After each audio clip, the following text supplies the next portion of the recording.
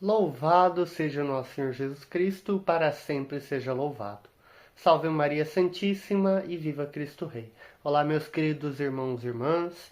Quero acolher você que se encontra aqui pela primeira vez e você que está aqui sempre conosco.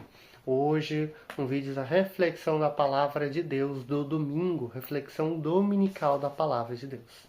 Hoje, dia 7 de setembro, no qual no Brasil, celebramos o Dia da Independência do Brasil e Grito dos Excluídos. Setembro, mês dedicado à Bíblia.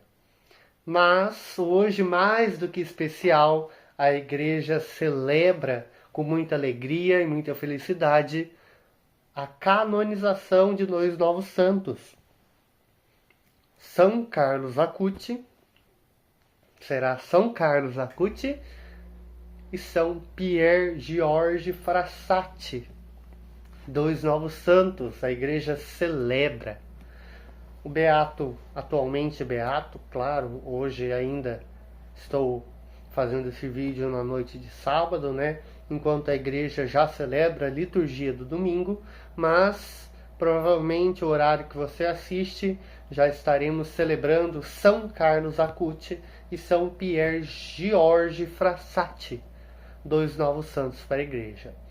O beato Carlos Acutis, atualmente muito influente por causa dele foi considerado santo da internet, pela ser um dos contemporâneos a utilizar a internet na evangelização, catalogando num site os milagres eucarísticos. E o beato Pier Giorgi Frassati, que tem ali uma grande influência e cuidado aos pobres. Mas, como se percebe, né, a igreja fica muito mais feliz ao celebrar, muito mais se ouve falar do beato Carlos Acutis, por causa que ele é um santo jovem. Ele morreu em 2006, aos 15 anos de leucemia. Tá? Mas atualmente é considerado o padroeiro da internet, o santo da internet. E nos mostra que a santidade é possível. E a santidade não é só para aqueles já de idade, mas também para os jovens. Então, meus caros, felizes ao celebrarmos neste dia, hoje um pouco especial, né? Ao celebrarmos também o mês da Bíblia, lembrando do nosso tema do ano jubilar, a esperança não decepciona, da carta aos Romanos, tá? Lembrando sempre disto. Lembrando também que hoje se celebra o Dia da Independência do Brasil. Mas a igreja muito mais feliz celebra a canonização dos dois santos. Em especial, neste mês da Bíblia, somos convidados a uma reflexão especial e a lembrar que a palavra de Deus se vem da Bíblia. Claro, a Bíblia que foi definida por um conselho de bispos da igreja, inspirados pelo Espírito Santo, que escolheram os livros que hoje compõem a Bíblia. E em uma certa tradução, Bíblia quer dizer livros, conjuntos de livros. Tá? Então, neste mês, somos convidados a refletir a palavra de Deus. Lembro o cuidado a não querer idolatrar a Bíblia, como fazem os nossos irmãos perdidos, mas lembrá-la que ali são escritos aprovados pela igreja, confirmados pelo Espírito Santo, que mostram, que nos ensinam o movimento de Jesus enquanto ele estava na terra, mas que se torna um movimento atual nos dias de hoje pela palavra de Deus. Lembrando, a Bíblia foi proclamada a palavra de Deus pela igreja. Porque antes ela era uma biblioteca enorme, com diversos e diversos livros, e então a igreja foi lá e definiu tantos livros.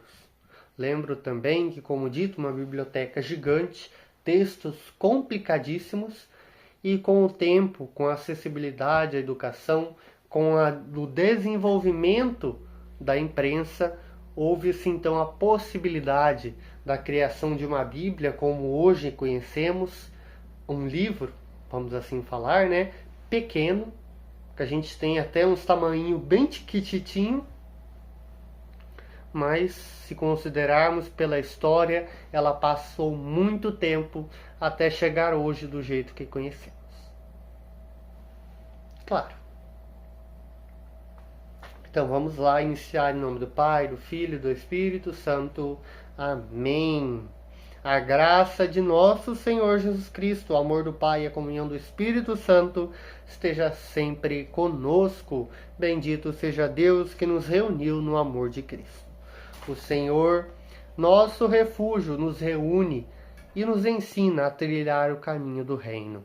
Esta liturgia nos adverte de que apegos e interesses egoístas não podem se sobrepor aos desígnios de Deus.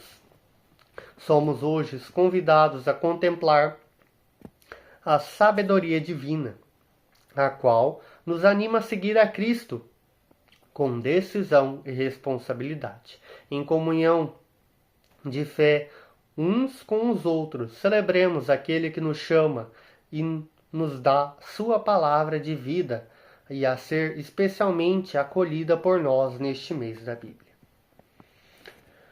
Oremos. Senhor, nosso Deus, dai-nos a sabedoria do vosso Espírito para que, como verdadeiros discípulos de Cristo, aprendamos a ser desprendidos a fim de alcançar os valores eternos. Por nosso Senhor Jesus Cristo, vosso Filho, que é Deus e convosco vive e reina na unidade do Espírito Santo, por todos os séculos dos séculos. Amém.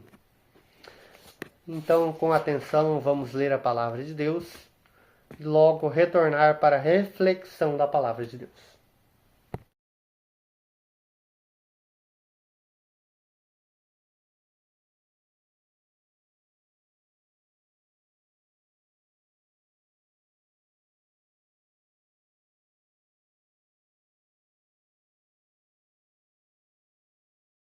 Caríssimos, com atenção, a liturgia deste domingo, no qual não me apresento a este domingo, mas estamos no 23º domingo do tempo comum, iniciando o mês da Bíblia, o primeiro domingo do mês da Bíblia. Tá? Porque a gente fica um pouco perdido por causa dos santos, por causa da alegria da igreja poder proclamar 2 novos santos e ao lembrar do mês da Bíblia. Mas nas leituras que a liturgia deste domingo nos propõe, sobressai-se sobre a temática do caminho. A nossa vida é um caminho, nem sempre linear, nem sempre um caminho reto, nem sempre fácil, isso é muito certo, que nos leva até o final da nossa existência. Um caminho, vamos caminhar até o final da nossa vida, tá? A vida verdadeira e eterna. Nosso caminho, estamos caminhando para onde? Estamos caminhando para Cristo, estamos caminhando para a santidade. E o que devemos fazer e que precisamos e que precauções devemos tomar para não nos desviarmos e falharmos o alvo, quem nos conduzirá e nos apontará a direção certa? Então vamos lá. Vamos entender esta liturgia deste domingo. Primeiramente, na leitura do livro da sabedoria. Sabedoria. Sábio. Qual é o homem que pode conhecer os desígnios de Deus? Que é desígnio? A vontade de Deus. Quem pode conhecer a vontade de Deus? Ou quem pode imaginar a vontade de Deus? Na verdade, os pensamentos dos mortais são tímidos e nossas reflexões incertas, porque o corpo corruptível torna pesada a alma. A tenda de argila oprime a mente que pensa. Mal podemos conhecer o que há na terra, e com muito custo compreendemos o que está ao alcance de nossas mãos, que está próximo de nós. Às vezes não conseguimos nem compreender a gente mesmo, né? Então, acaso alguém teria conhecido o teu desígnio, sem que lhes desses sabedoria e do alto lhe enviastes teu Santo Espírito? Você conhece o desígnio de Deus sem pedir ao Espírito Santo que te mostre qual a vontade de Deus para você? Acabamos de passar pelo mês vocacional, a vontade de Deus, o chamado de Deus.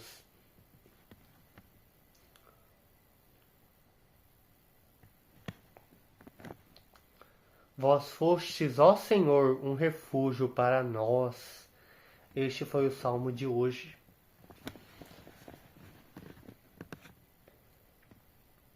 Bom, primeiramente a sabedoria que nos ensina, né?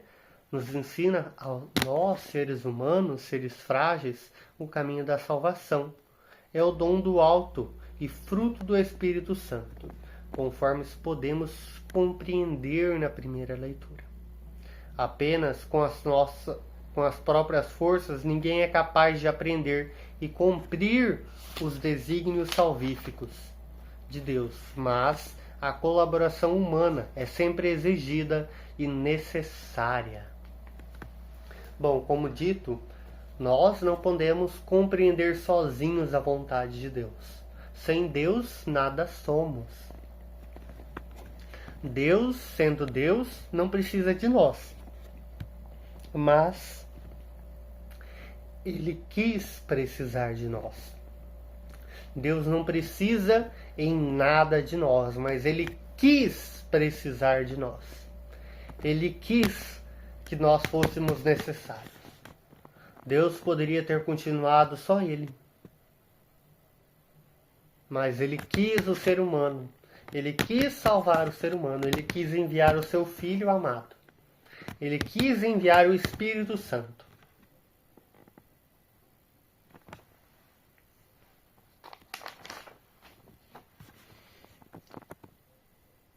Mas e qual é a vontade de Deus? Qual é o caminho que Deus deseja que sigamos? E como que a gente segue esse caminho que é a vontade de Deus?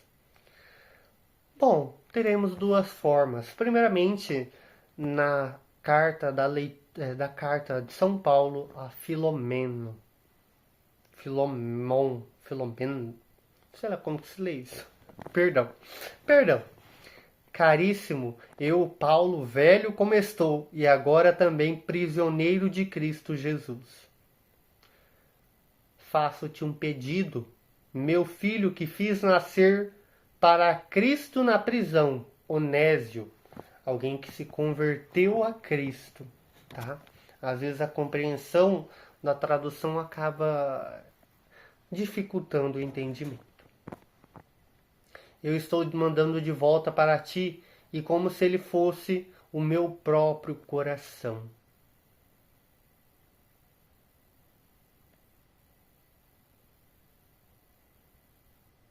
Gostaria de tê-lo comigo, a fim de que fosse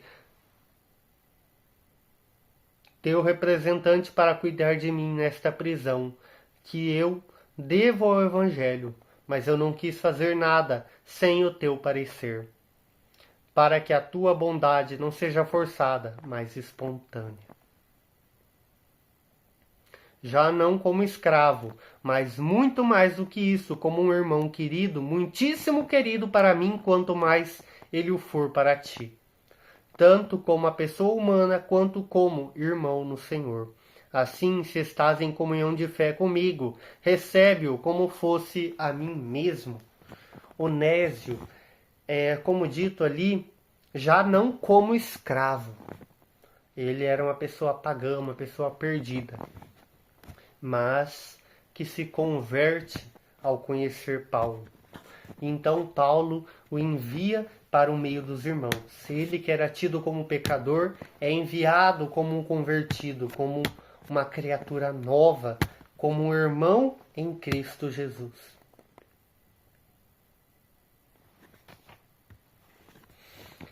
o acolher daqueles que necessitam, o acolher daqueles que precisam de conversão.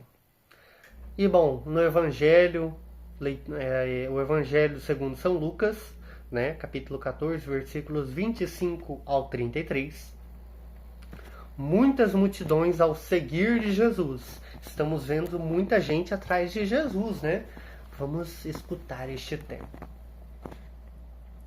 Se alguém vem a mim, mas não se desapega de seu pai e sua mãe, sua mulher, seus filhos, seus irmãos e suas irmãs, e até de sua própria vida, não pode ser meu discípulo. Quem não carrega sua cruz e não caminha atrás de mim, não pode ser meu discípulo. E todos os que vierem, isso começarão. E todos os que virem isso, começarão a caçoar, dizendo: este homem começou a construir e nada foi capaz de acabar. Estamos falando da parábola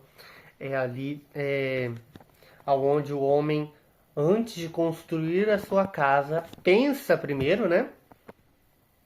Aquele homem que pensa, na verdade, o homem que não pensa em como construir a sua casa, o que gastará, e começa a construir assim do nada.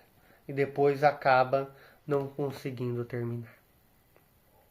Ou também ainda o rei que sem pensar vai para a guerra, mesmo sem poder, se acha e vai para a guerra. E acaba perdendo.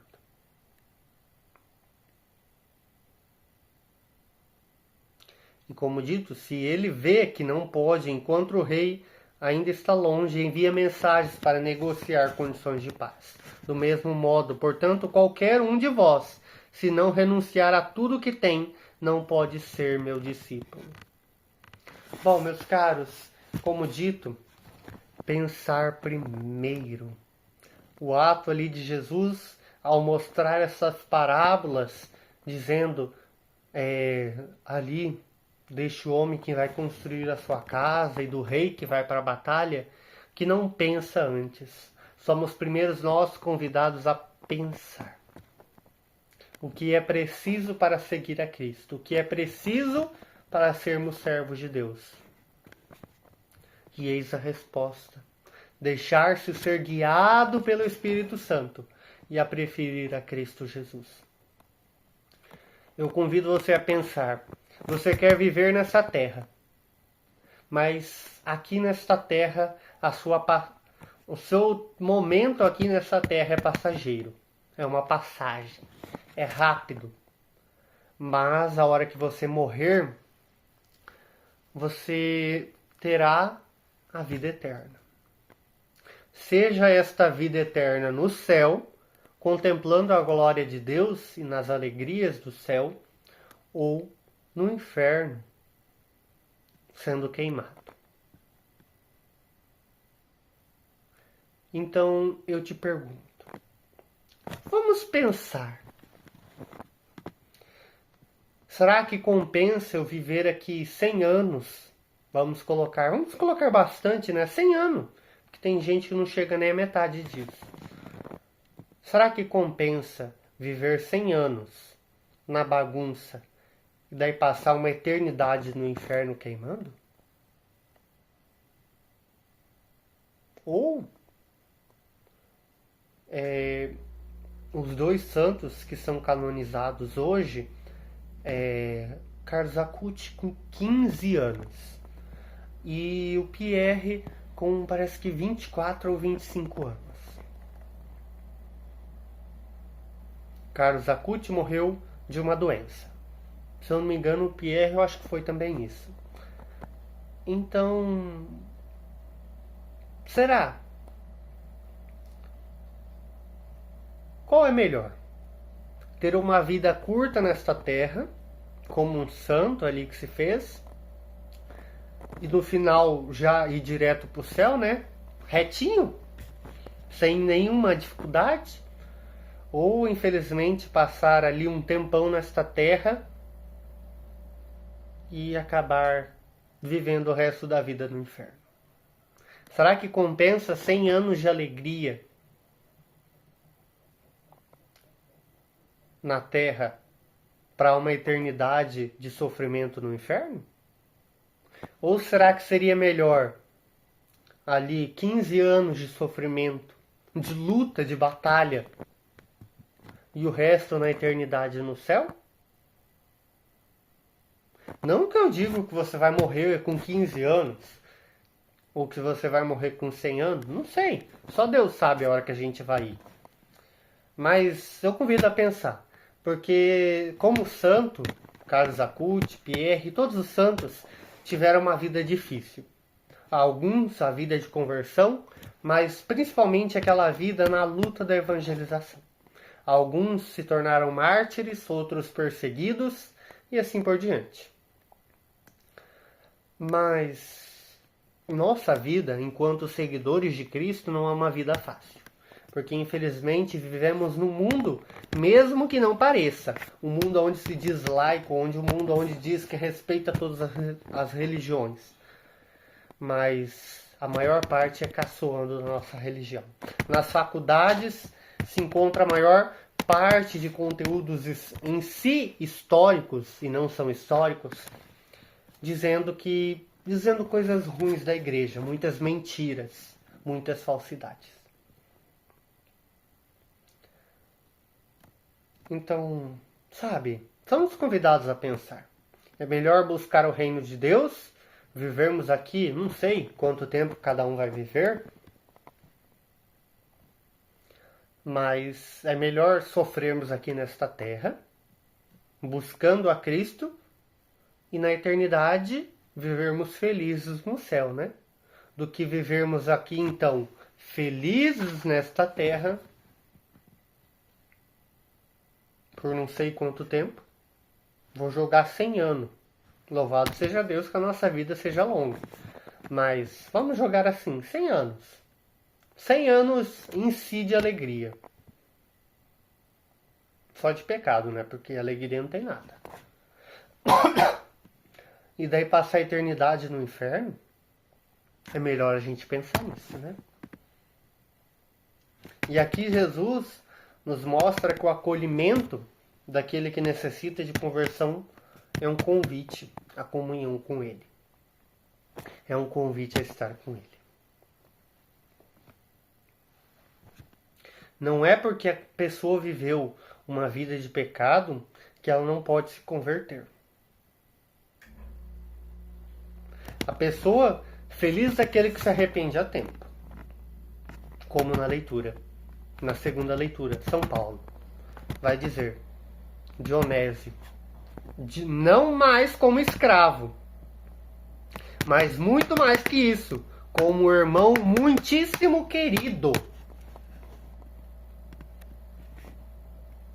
Então, Paulo ali não olha para o pecado dele, não olha para o passado, mas ele olha para o futuro que se pode ser construído. Estamos entendidos? Então vamos terminar dando uma olhada na reflexão. O Evangelho destaca justamente a sabedoria de Deus e nos apresenta duas parábolas.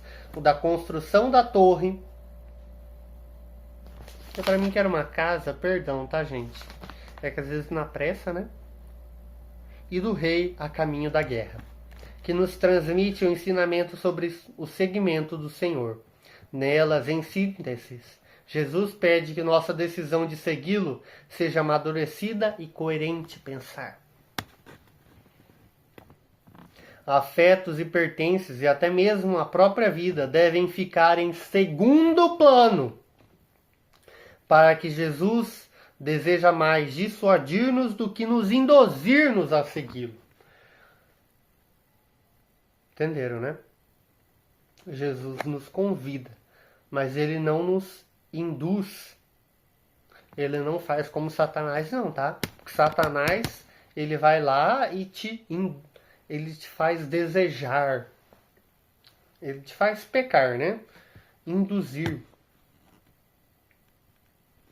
Ou seja, ele faz você ficar lelé da cuca e daí querer o dinheiro, querer a mulherada, querer... Você entendeu, né? O que eu tô falando, né? Não preciso nem continuar, né? Então Jesus, ele ali como dito, dissuadir-nos, convidar-nos. Ele nos adverte de que não se trata de seguir um ideal abstrato, mas sim a pessoa que oferece a orientação decisiva para a nossa vida. Assim que quer segui-lo, não se pode contentar com pouco, mesmo que perseguições e mal-entendidos surjam no horizonte.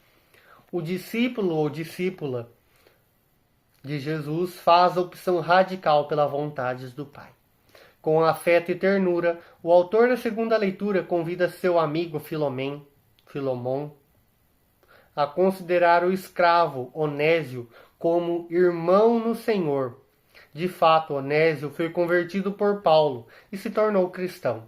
O texto, entre outras coisas, é um convite para nos acolhermos uns aos outros, à luz das exigências que a fé cristã faz a cada um de nós.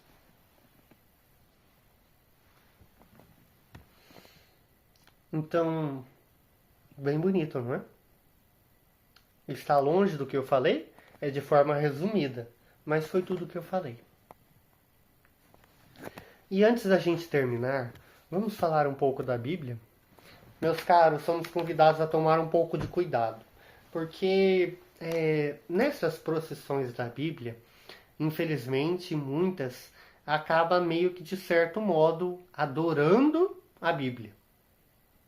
E os nossos irmãos perdidos acabam colocando muito a Bíblia acima de tudo. Acabam às vezes colocando a Bíblia até acima do próprio Deus, sabendo que Deus pode mudar qualquer coisa. Meus caros, a Bíblia ela não começou às vezes como um livrinho fininho, porque hoje se tem Bíblia que é um trenzinho tão pequenininho que você nem acha que é Bíblia, né?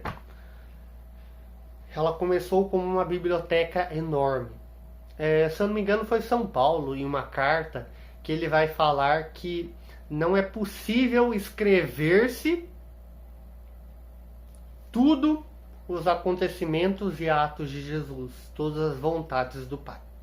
Mas as que foram escritas são para que se possa crer. E em outra carta, se eu não me engano, ele vai nos dizer para seguir os ensinamentos dos apóstolos. Primeiramente, que a Igreja Católica, por 1500 anos, ela guardou em uma gigantesca biblioteca todos os arquivos, livros do Antigo e Novo Testamento, né? Não intitulado assim, né? Mas hoje o nosso conhecer assim, guardados e preservados, porque eram livros escritos à mão, tá? À mão. Não é máquina, não é nada, é à mão mesmo. Ou seja, você sabe, né? Qualquer coisa escrita à mão, se tem que ter um cuidado a mais para cuidar. Vai olhar ali, tem família que tem a cartinha, ali a cartinha de... Às vezes quando o marido e mulher eram namorados na infância, tinham as cartinhas. Vai lá olhar a cartinha como que tá. Uma cartinha às vezes de 10 anos, já tá ali, se é perigoso você pegar ela e desfarelar. Imagina antigamente, mais de 2000 anos atrás, né? Então a igreja guardou cada um destes livros em um certo concílio, em um conjunto de bispos. A igreja definiu alguns livros, hoje conhecidos como Antigo e Novo Testamento. Antigo Testamento antes da vinda de Jesus e Novo Testamento depois da vinda de Jesus. Um é a base do outro, em si. E a igreja perseverou isso, guardou. E estamos falando de um tempo onde tem muitos pastores que falam que a igreja só dava aos ricos a Bíblia. Mas é mentira. Primeiramente porque estamos falando de um tempo antes da vinda da primeira Bíblia impressa por máquina. Primeiramente que era um tempo que você tinha que escrever a Bíblia à mão inteira. Ou seja, era muito, mas muito tempo para você copiar a Bíblia. Copiar assim, ó, tá? E era lápis. Não era lápis, era aquelas canetas tinteiras. Papel era caro, tinta era caro, tudo caro. Para começar a história, né? E, primeiramente, que não era todo mundo que sabia ler. Segundo, também, que não era tudo traduzido para o português. Então, a pessoa tinha que saber latim, ela tinha que saber grego, tinha que saber aramaico. E qualquer pessoa, hoje em dia, que conseguiria conhecer isso? Se não são aquelas pessoas que têm uma condição mais elevada, que são mais ali estudiosos, inteligentes ali. E como que você ia ficar copiando na mão uma Bíblia, que era na época um livro gigantesco? Não era nem um livro, era milhares de livros, né? Hoje é tão pequenininho que a gente nem acha que tem tanto livro. E daí, ali em 1500 anos depois de Cristo, se tem o advento da imprensa. E vale destacar que quem foi o inventor da máquina de impressão foi um católico. Chique, né? Então, ali se percebe que Lutero foi um aproveitador, porque ele aproveitou o que a igreja tinha guardado por 1500 anos e foi lá, usou uma máquina católica, tá?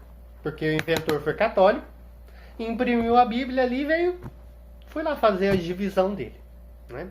Infelizmente. Mas depois disso que se começa então uma difusão da Bíblia, uma entrega da Bíblia ao povo. E ainda estamos falando de um tempo onde nem 25% da população saberia ler.